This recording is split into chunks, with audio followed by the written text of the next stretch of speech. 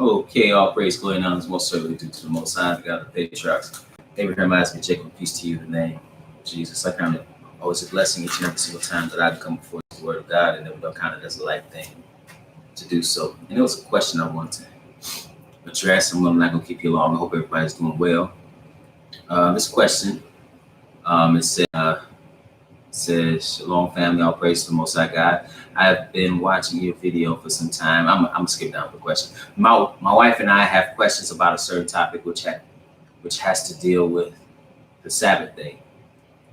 We had conversations all the time about it. We want to know, is it a sin to inquire business? Meaning, like, if someone is talking business about business and pricing about something, but not physically making an exchange on the Sabbath day, is it wrong to talk about pricing or inquire pricing on the Sabbath day? Okay, so that's just the question. So, in these type of things come up frequently. What can I do?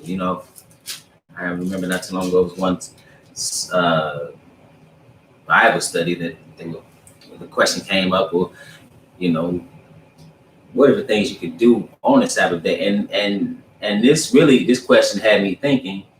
And so I just want to start off with what the Bible says explicitly, and then we'll move from there. So Exodus, the 20th chapter, and we're going to pick it up at verse 8. It says, remember, this is the fourth commandment. Now it says, remember the Sabbath day to keep it holy.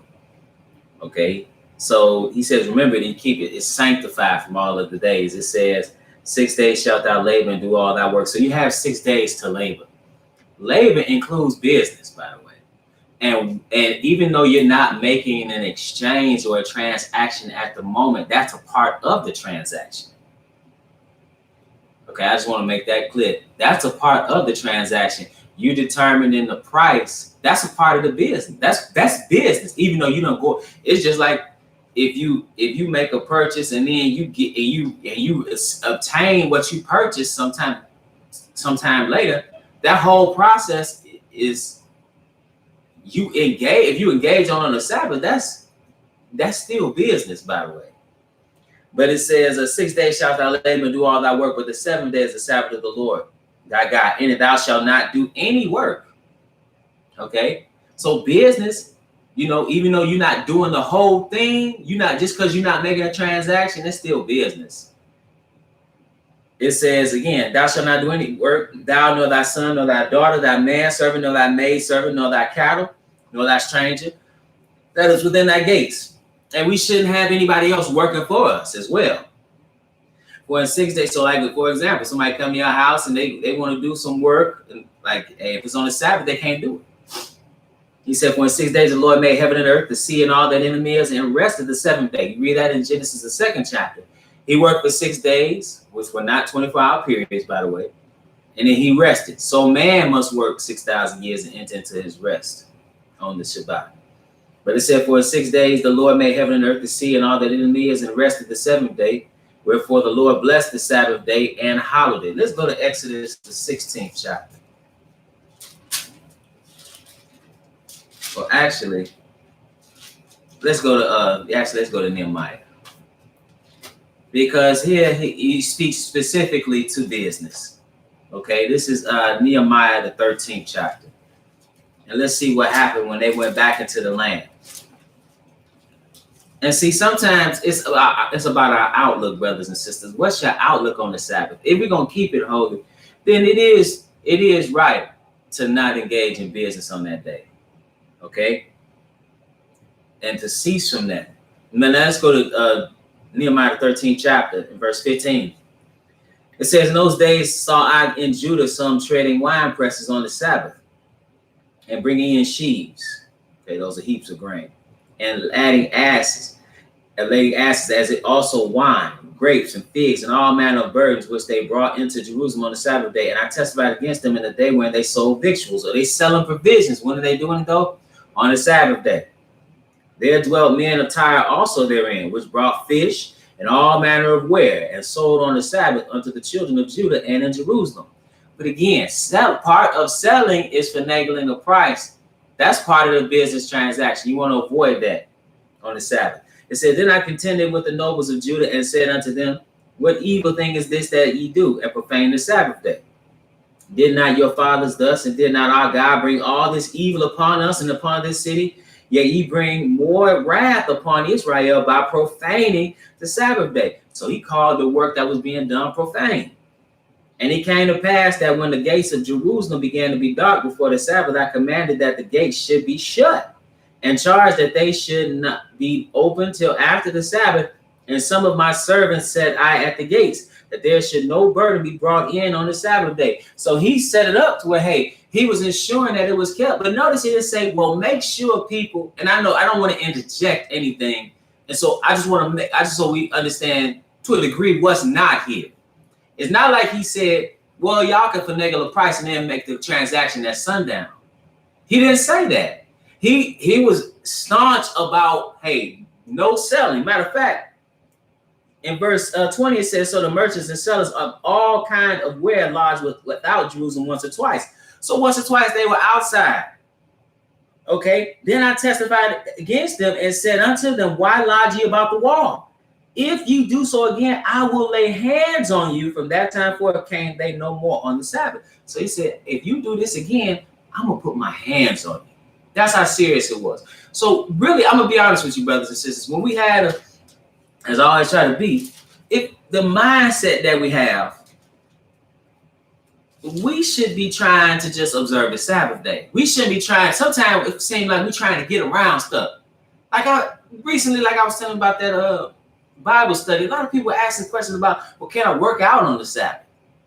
Can I go to the funeral on the Sabbath? Can I do this on the Sabbath? They want to do all these things on the Sabbath, but why can't we just keep it holy? Why can't we just hold a holy convocation and cease from our labors? Now I want to pick up this because this is something that was used, and I even had to look at this again because there's potentially another interpretation to this, and I'm going to qualify my statement, potentially. So now this is Isaiah 58 chapter. And it says, if thou turn away thy foot from the Sabbath, from doing thy pleasure on my holy day, and call the Sabbath the delight, the holy of the Lord honorable, and shalt honor him, not doing thine own ways, nor finding thine own pleasure, nor speaking thine own words. Okay, so now in general, oftentimes people come in, even I've done that, and say, oh, well, that's just talking about, pleasure. All type of your pleasures is ceasing from that, but that actually also could just mean business.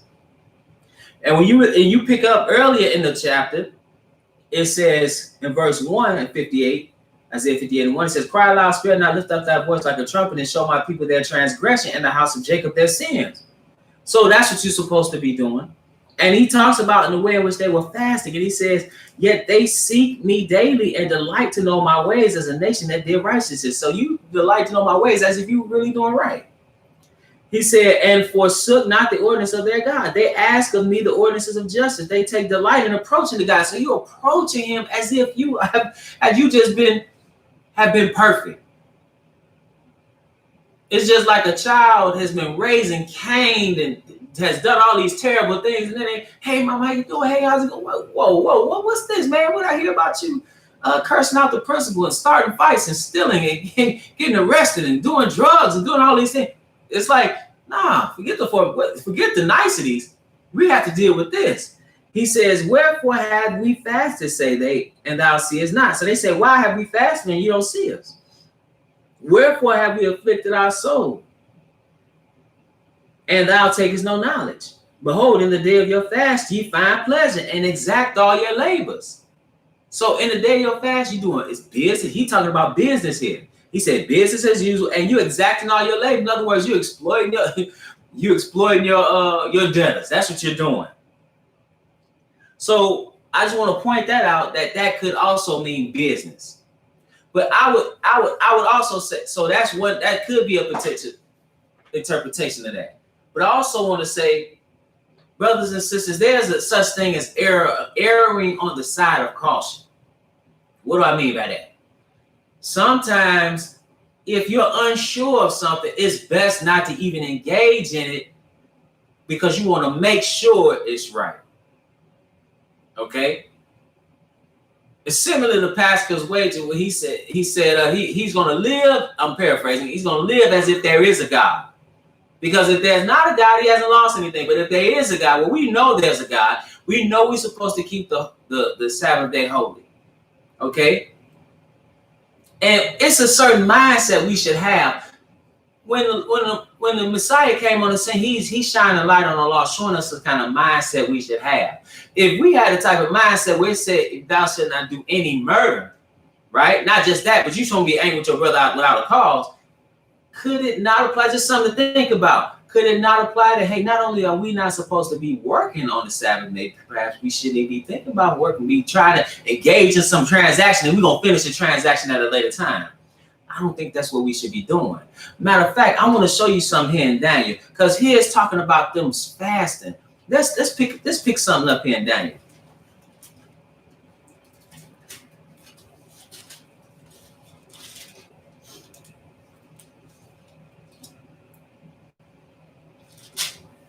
This is Daniel chapter. Give me one moment. I want to say it's chapter 9. Give me 1 second.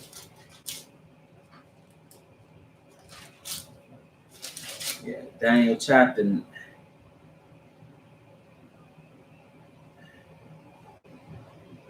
Hold on 1 second. Actually, chapter 10. Now this is. I want to just pick up something about Daniel. Daniel chapter 10 and verse 1. It says, in the 3rd year of Cyrus, king of Persia, a thing was revealed unto Daniel, whose name was called Belteshazzar. And the thing was true, but the time appointed was long, and he understood the thing and had understanding of the vision. In those days, Daniel was mourning 3-4 weeks. And just the mindset, because of what the Lord was going to do, he was in mourning over what he came into understanding. He said, and I ate no bread. Neither came flesh nor wine in my mouth, neither did I anoint myself at all till 3 whole weeks were fulfilled. Okay, so it's just a different kind of mindset. When you look at Job and how he sacrificed, see here Daniel's denying himself certain things because he's in mourning for basically based on what the Lord is going to do. When you look at Job and how he was sacrificing animals continually based on what his children may have thought in their mind. You look at later when he said, I made a covenant with mine eyes that I should not even look upon a maid. You're not gonna lust after somebody else's wife. We read in Matthew the 5th chapter about how you not only should you not commit adultery, you shouldn't even think about committing adultery. See, one thing about it, instead of trying to think about how to get around something, we need to be trying to think about how we can uphold it totally in impurity. See, that's our problem. Even if you think about the Pharisees and the Sadducees and how these people, I was dealing with this, and how they knew the law, but it was their own carnal nature that tried to get, they were trying to circumvent the law, even though they knew it. And a lot of times, your own carnal desires and your lust and your flesh will cause you to try to circumvent the law, God's holy law. The Kodesh, the Torah. So that now when you think about that, you got to think about, why are you trying to do business on the Sabbath? Should not the thought just be simply, I'm not even going to deal with business on the Sabbath because it's the Sabbath. Why do I have to do business on the Sabbath? Why? The question you need to really look inside yourself and say, why am I asking this? Why do I need to do some business on the Sabbath? And why do I have to see? That's what I'm saying. We gotta change our way of thinking. Now, that being said, doesn't mean that certain things don't come up on the Sabbath that have to be addressed. Well, that's something different. See, your business don't have to be addressed on the Sabbath. And I'm thankful that you asked the question, because it made me think about it in a different way. So, let's go to another place here, just to show you what I mean by how certain things come up.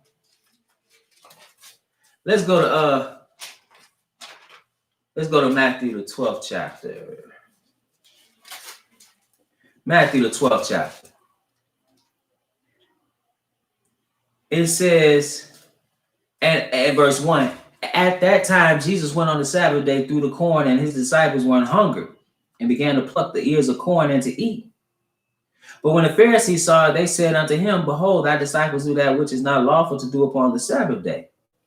But he said unto them, Have you not read what David did when he was in hunger, and they that were with him, how he entered into the house of God and did eat the showbread, which was not lawful for him to eat, neither for them which were with him, but only for the priest?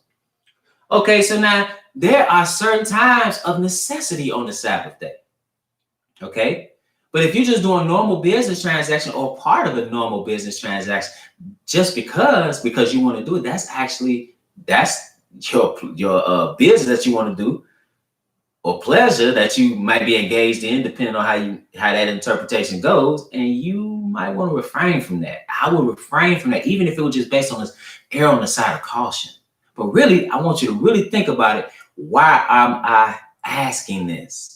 Where is this coming from? Why do I need to do business on the Sabbath when he clearly said don't do any work?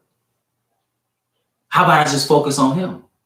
But sometimes, again, things come, this is a necessity. Like a woman, she pregnant on the Sabbath, and she about to go into labor. You talking about some serious work. She about to go into labor, or something comes up, right? It's not like you better hold that baby, hold that water until, no, the water broke, the baby coming, and it's on the Sabbath. You have to deliver the baby. That's just what it is. Or you get into it's some medical accident, something happened. Sometimes things come up, right? So now you doing the Lord's work, and they out there, and they ain't got nothing to eat. This is so he gave an example, and then he gave another of David with the showbread, how they ate that. It was for the priests. They on the run. They lie. So it's certain things that come up. He gives another example. Or have you not read in the law how that on the Sabbath days the priest in the temple profane the Sabbath and are blameless? How they profane the Sabbath? Because they're working.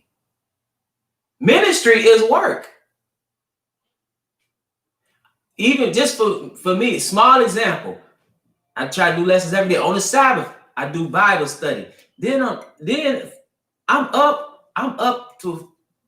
Usually I'm doing a lesson. That whole night might be 2, 3, 4, and 5 in the morning. Get a couple hours, then preach that lesson. That's work. You understand? It's certain things that come up that you have to do.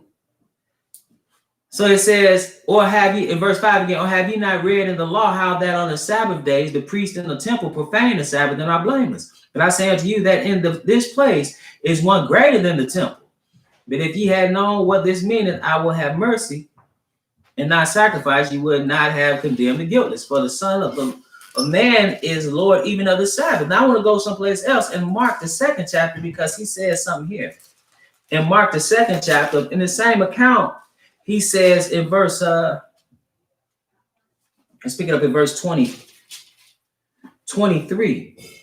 he gives the same account, but he says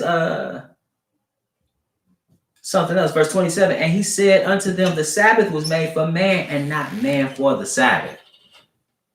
See, certain things come up. Certain things simply come up. Let's go to Luke. It's not to be a burden, brothers and sisters. But if we can delight in him and focus on him, we'd be much better. This is you can do good on the Sabbath day.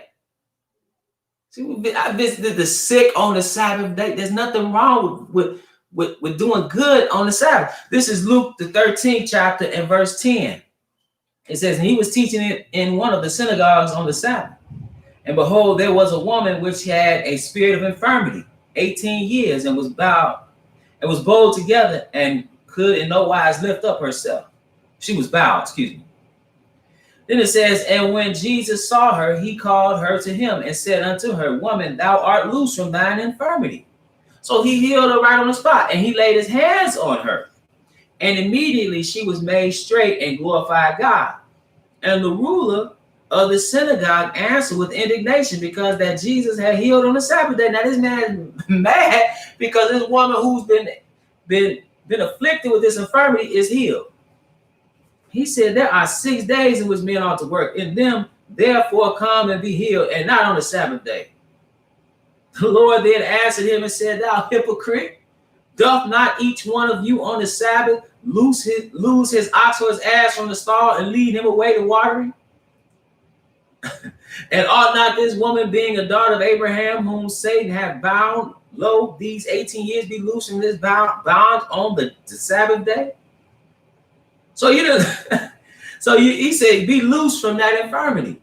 And when he had said these things, all his adversaries were ashamed, and all the people rejoiced for all the glorious things that were done by him. That's like when one man was carrying his bed. They say, hey, you carrying the bed? And I say, he said, listen, the one that healed me told me to pick up that bed and walk. I'm walking with it. So certain things come up, brothers and sisters. Some things are a necessity to do.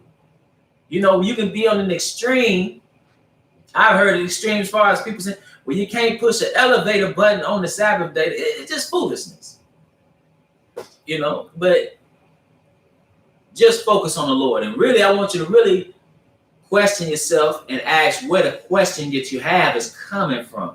And is it necessary for me to do any type of business on the Sabbath? Why can't I just wait? So with that, brothers and sisters, I want to remind you, we at the Household of Faith meet every Sabbath at 5925 West 25th Avenue in Gary, Indiana at 1 p.m. Central Standard Time. We live stream right here on the Israel Teach YouTube channel, as well as at www.israelteach.org.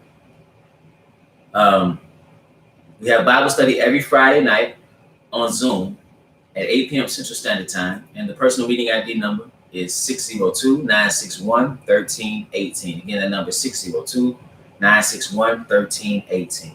If you've been edified through the ministry and would like to leave, our ministry and would like to leave a donation, you can do so on our website, israelteach.org. That's one word, ISRAELTEACH.org.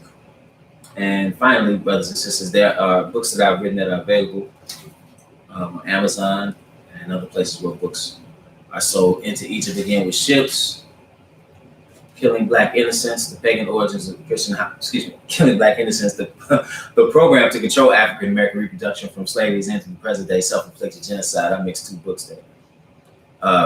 Pagan Origins of Christian Holidays, Hair Like Wool, Feet Like Burned Brass, Burning the Color of Jesus, man.